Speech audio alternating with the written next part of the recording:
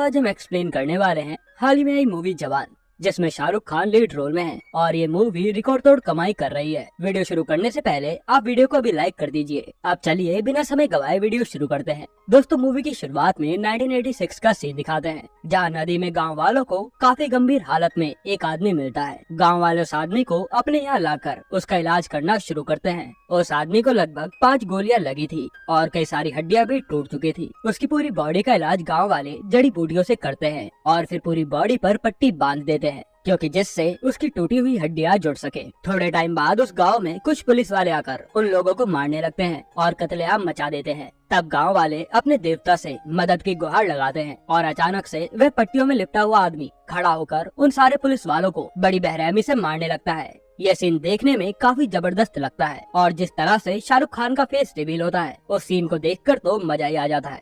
अब गाँव वालों को उनका मसीहा मिल जाता है, पर वह आदमी अपनी याददाश्त भूल गया था। तब एक बच्चा आकर उस आदमी का हाथ पकड़कर बोलता है कि मैं जब बड़ा हो जाऊंगा तो जरूर पता लगाऊंगा कि आप कौन हैं। अब मूवी में 30 साल के बाद का सीन दिखाते हैं, जहाँ एक मेट्रो में 376 लोग सफर कर रहे थे। जैसे ही मेट्रो ट्रेन टनल में घुसती है, उन पैसेंजर्स में से 6 लड़कियाँ पूरी मेट्रो को हाईजैक कर लेती हैं और सभी लोगों को बंधक बना लेती हैं। अगले सीन में हमें उन लड़कियों के बॉस को दिखाते हैं, जो मेट्रो में ही बैठकर पूरी मेट्रो को कंट्रोल करता है। तभी उस मेट्रो में एक पुलिस वाला भी था, जो कि उनके बॉस यानी चीफ के ऊपर हमला करने की कोशिश करता है। पर उन लड़कियों का चीफ उस पुलिस वाले को मजा चकाकर उसे अपना गेटअप पहनाकर बांध देता है। अब चीफ पुलिस कंट्रोल रूम में फोन कर उनसे नेगोशिएशन करना शुरू करता है। तब नर्मदा नाम की ऑफिसर चीफ से बात करती है। चीफ नर्मदा को 5 मिनट के अंदर वहाँ पर एग्रीकल्चर मिनिस्टर को बुलाने को कहता है, नहीं तो वह ट्रेन के सभी लोगों को जान से मार देगा। और चीफ कहता है कि वह अपनी सारी डिमांड एग्रीकल्चर मिनिस्टर के सामने ही रखेगा। तब नर्मदा फटाफट एग्रीकल्चर मिनिस्टर को बुला लेती है।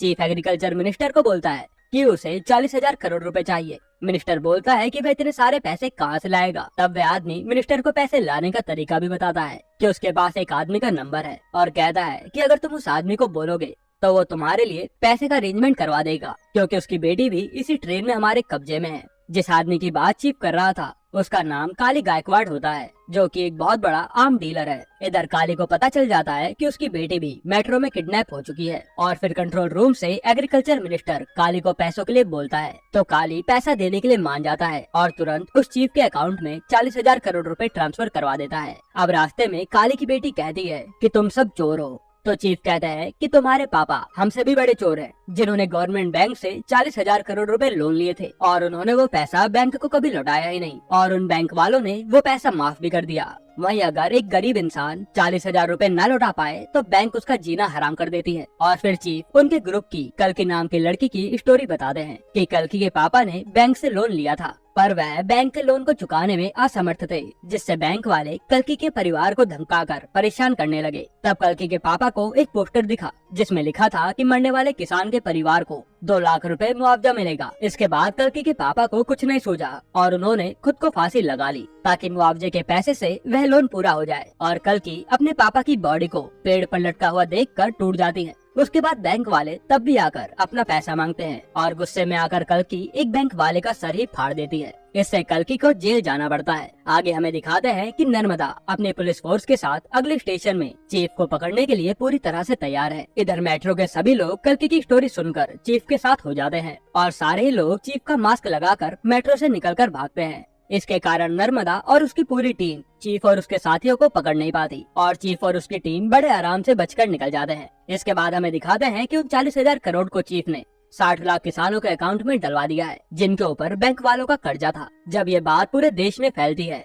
तो हर कोई चीफ को अच्छा इंसान समझने लगता है। अब हमें पता चलता है कि चीफ की सारी लड़कियां जेल में रहती हैं। वह सब जेल से अपने काम को अंजाम देती हैं और सारी लड़कियों के अंदर अपनी अलग अलग खूबी थी और वह सब अपने काम में एकदम परफेक्ट थी। जैसे कि कोई हैकर है तो कोई फाइटर और कोई डॉक्टर। और ये सारी लड़कियां अपने मिशन को पूरा करने के बाद वापस जेल में चली जाती हैं और उस जेल का जेलर खुद चीफ होता है, जो कि एक बहुत बड़ा ऑफिसर है और उसका नाम आजाद है। आजाद सारी कैदियों को अपनी माँ और बहन मानता है और उन्हें जेल में ऐसे सुधार दिया जाता है कि वह दोबारा कभी कोई जुर्म ना करे। मूवी में अब हमें कावेरी अम्मा को दिखाते हैं, जिन्होंने आजाद को पाल पोस कर बड़ा किया है और वह आजाद को शादी के लिए तैयार कर रही होती हैं। और हमें पता चलता है कि आजाद की उम्र अब थोड़ी ज्यादा हो गई है और उसे शादी के लिए लड़की भी नहीं मिल रही है। आजाद अब लड़की को देखने जाता है, जहाँ लड़की नहीं बल्कि उसकी छोटी बच्ची आई होती है, जिसका नाम सूजी होता है। सूजी आजाद को कहती है कि मेरी मम्मी की जगह मैं डिसाइड करूंगी कि उनका हस्बैंड कौन होगा, आखिर वो मेरे होने वाले पापा जो होंगे। अब कहानी आगे बढ़ती है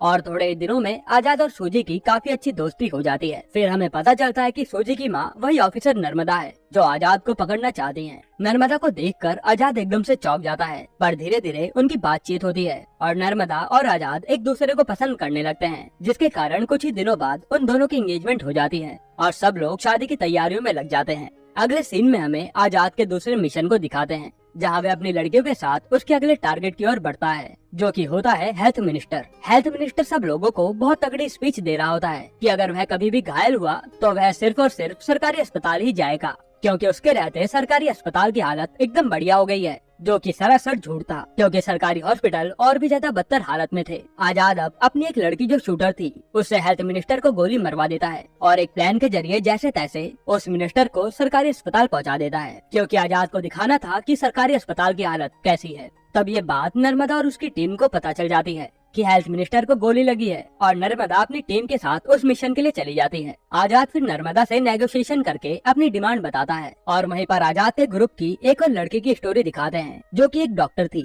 और उसका नाम किरण था। एक दिन किरण के अस्पताल में 57 बच्चे काफी नाजुक हालत में आए थे, क्योंकि उन्होंने जहरीली गैस सूंघ ली थी और उन्हें ऑक्सीजन की सख्त जरूरत थी, पर हॉस्पिटल्स के बड़े अधिकारियों की वजह से वे ऑक्सीजन सिलेंडर बच्चों को नहीं मिल पाए और सारे ही बच्चे किरण की आंखों के सामने मर गए। पर बड़े अधिकारियों ने इन सब बच्चों की मौत का इल्जाम किरण पर ही डाल दिया, जिससे किरण का लाइसेंस उससे छीन लिया गया और उसे जेल में डाल दिया गया। फिर सीन प्रेजेंट में आता है, जहाँ आजाद की डिमांड यही थी कि सरकार उन सारे डॉक्टरों को सस्पेंड कर दे और वह सारे अधिकारी ये सारा ब्लेम अपने ऊपर लें, जिनकी वजह से उन सारे बच्चों की मौत हुई थी। उसके बाद आजाद ये भी कहता है कि सारे सरकारी हॉस्पिटल्स में A1 फैसिलिटी प्रोवाइड होनी चाहिए, जिससे आगे कोई भी गरीब इंसान ना मरे। सरकार आजाद की डिमांड के मुताबिक वह सारा काम करवा देती है। अब आजाद उस हॉस्पिटल से भागने के लिए वहाँ पर चॉपर मंगवाता है, पर नर्मदा वहाँ पर अपने साथियों के साथ आकर आजाद और उन लड़कियों पर अटैक करती है, पर आजाद की लड़कियाँ हार नहीं मानती और बचकर वहाँ से भागती हैं। अब आजाद और नर्मदा की फाइट होती है और वह आजाद का चेहरा देखने की कोशिश भी करती है, पर नर्मदा उसका चेहरा नहीं देख पाती और फिर आजाद अपनी सारी लड़कियों के साथ माँ से बड़ी चालाकी से बचकर निकल जाता है। अब नर्मदा कहती है कि उसे किसी भी हाल में आजाद और उसकी टीम को पकड़ना है, लेकिन उसे तो पता ही नहीं था कि जिससे वह शादी कर रही है वही ये सब काम कर रहा है। अगले सीन में काली गायकवाड़ अपने साथियों के साथ रशिया जाने के लिए निकलता है और अपना सारा कारोबार अपने छोटे भाई मनीष गायकवाड़ के ऊपर छोड़कर चला जाता है। इधर आजाद और नर्मदा की बड़ी धूमधाम से शादी होती है और नर्मदा की बेटी सूजी भी आजाद और उसकी माँ की शादी से बहुत खुश थी। आजाद अब नर्मदा को रात में सब सच बताने वाला होता है और आजाद ने पहले भी नर्मदा को इशारों से समझाने की कोशिश की थी, पर बात नहीं बनी। इधर नर्मदा का एक ऑफिसर ईरानी आजाद की आइडेंटिटी पता लगाकर नर्मदा को फोन में सब कुछ बता देता है। अब आजाद को जेल से लड़कियां फोन करके फर्स्ट नाइट के लिए छेड़ रही होती हैं। तब इधर नर्मदा आजाद पर बंदूक तान देती है और उसके कंधे पर एक गोली भी मार देती है। तभी एकदम वहाँ पर मनीष गायकवाड़ आकर नर्मदा और आजाद को पकड़कर ले जाता है और जेल से लड़कियां आजाद को बचाने के लिए निकल जाती हैं, क्योंकि उन्होंने फोन पर सब कुछ सुन लिया था। उसके बाद यहाँ काली गायकवाड़ का भाई पहले दोनों को पिटवाता है और फिर नर्मदा को शूट कर देता है। फिर जैसे ही वह आजाद को मारने वाला होता है, तब वहाँ पर एक आदमी की एंट्री होती है, जो कि थे आजाद के पापा। आजाद के पापा अपना नाम विक्रम राठौर बताते हैं और वहाँ सबको बुरी तरह से मार मार कर अपने बेटे और नर्मदा को बचा लेते हैं। इधर काली गायकवाड़ रशिया में बड़े बड़े देश के लोगों से खुफिया मीटिंग करके बात कर रहा था कि अगर आप अपने देश में आर्म्स की फैक्ट्री खोलोगे तो वहीं के लोग प्रोटेस्ट करके उनकी फैक्ट्री पर ताला लगवा देंगे। पर ये सब काम करने के लिए सबसे बेस्ट जगह इंडिया है, बस उन्हें कैसे भी करके वहाँ पर इलेक्शन जीतना होगा और इसके बाद वह आराम से कोई भी फैक्ट्री डाल सकते हैं और वहाँ पर कोई कुछ भी नहीं कर पाएगा। काली फिर बोलता है कि इलेक्शन जीतने के लिए बहुत सारा पैसा लगेगा और फिर काली 20% अपनी ओर से देने को कहकर बाकी का पैसा आप सब मिलाओ कहता है। तब वहाँ पर एक आदमी बोलता है कि बाकी का 80% पैसा मैं दूंगा और थोड़ी देर बाद काली को पता चलता है कि उसके भाई मनीष को आजाद ने मार दिया है। काली को ये सुनकर काफी गुस्सा आता है। इधर नर्मदा आजाद और उसके पापा के बारे में सब पता लगाना चाहती थी, इसलिए वह अपने साथी ईरानी के साथ मिलकर आजाद की जेल में जाकर लड़कियों से सब पता लगाने का प्लान करती है। अब नर्मदा जैसे ही जेल पहुंचती है, वहाँ उसे सबसे पहले आजाद के पापा विक्रम राठौर की स्टोरी पता चलती है और अब मूवी पास्ट में जाती है और हमें विक्रम राठौर और उसकी वाइफ ऐश्वर्या को दिखाते हैं, जो कि एक दूसरे से बहुत प्यार करते थे और विक्रम राठौर एक बहुत बड़ी स्पेशल टीम के सोल्जर थे। एक दिन विक्रम राठौर को बताया जाता है कि बॉर्डर पर कुछ ट्रक वालों को बंदी बना लिया गया है। फिर कुछ सैनिक उनको रेस्क्यू करने के लिए गए, जिसमें से आधे सोल्जर मर गए और आधे उनके कब्जे में हैं। तब विक्रम राठौर अपनी स्पेशल टीम के साथ बॉर्डर पार करके दुश्मनों से लड़कर उन्हें छुड़ाने के लिए जाते हैं। वह सिर्फ 6 सोल्जर थे और जैसे ही वह अपनी बंदूक से उन पर फायर करने की कोशिश करते हैं, उनकी बंदूकें नहीं चलती, पर विक्रम और उसकी टीम किसी तरह से लड़कर वहां जीत जाते हैं और अपने साथियों को बचा कर ले आते हैं। विक्रम अब उनकी आर्मी को हथियार देने वाले, जो कि काली गायकवाड़ था, उससे आर्मी का कॉन्ट्रैक्ट कैंसिल करवा देता है और उसको बैन भी करवा देता है। इसलिए काली गायकवाड़ को काफी गुस्सा आता है और वो एक रात उन पर हमला कर देता है और विक्रम राठौर को पकड़कर अपने साथ ले जाता है। वहीं कुछ पुलिस वालों को पैसा देकर विक्रम राठौर देशद्रोही है ये साबित करने को कहता है। जैसे पुलिस वाले विक्रम राठौर को गद्दार कहते हैं, ऐश्वर्या उन दोनों पुलिस वालों को ही मारकर चली जाती है और बाद में उसे पुलिस पकड़ लेती है। यहाँ पर काली विक्रम राठौर को एरोप्लेन में ले जाकर उसको गोलियां मारकर हवा में फेंक देता है और काली को लगा था कि विक्रम राठौर मर गया। और इसी के बाद का सीन हमें मूवी की स्टार्टिंग में दिखाया गया था। काली ने फिर अपने कॉन्टेक्ट की मदद से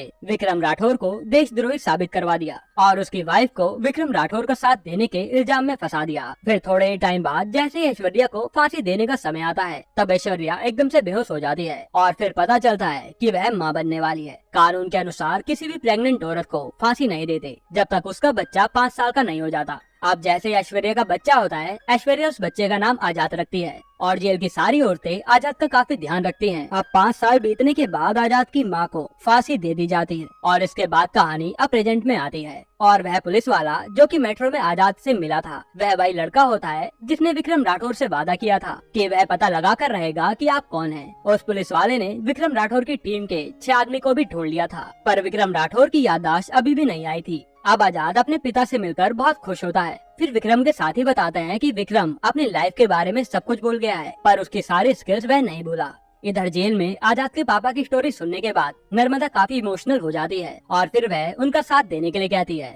पर ईरानी जो नर्मदा के साथ काम करता था, वह नर्मदा और उन लड़कियों को जेल से निकालकर उन्हें खूब मारता है। तब हमें पता चलता है कि वह भी काली का ही आदमी होता है और वह नर्मदा की सारी बातें काली को रिपोर्ट करता था। जैसे ही रानी उन सबको मारने वाला होता है, वहाँ पर विक्रम राठौर आजाद के साथ आकर सबको बचा लेता है और लड़ाई के दौरान आजाद की एक लड़की लक्ष्मी को ईरानी से गोली लग जाती है, जिससे वह मर जाती है। आजाद अब अपनी टीम के साथ प्लान करता है कि काली का बहुत सारा पैसा कंटेनर में आ रहा है, जिसे खिलाकर वो इलेक्शन जीतने की कोशिश करेगा और आजाद को किसी भी हाल में उन पैसों को अपने कब्जे में लेना था। आजाद अब अपनी टीम को लेकर काली गायकवाड़ के पैसों से भरे ट्रक लूटने लगता है, पर आजाद और उसकी टीम उन लोगों को संभाल नहीं पाती। तब वहाँ पर बाइक से विक्रम राठौर और उसकी टीम की एंट्री होती है, जो कि एकदम सॉलिड एंट्री थी। तब आजाद के पापा उसे बोलते हैं कि तुम कंटेनर को संभालो, बाकी के सारे लोगों को वह और उसकी टीम संभाल लेंगे। इसके बाद आजाद उन पैसे के कंटेनर को लेकर वहाँ से चला जाता है, पर विक्रम राठौर उन सब लोगों को ज्यादा देर तक नहीं संभाल पाता और काली के आदमी विक्रम और उसकी टीम को अपने कब्जे में ले लेते हैं। काली अब विक्रम राठौर को बुरी तरह से टॉर्चर कर रहा होता है। तब टीवी पर न्यूज आती है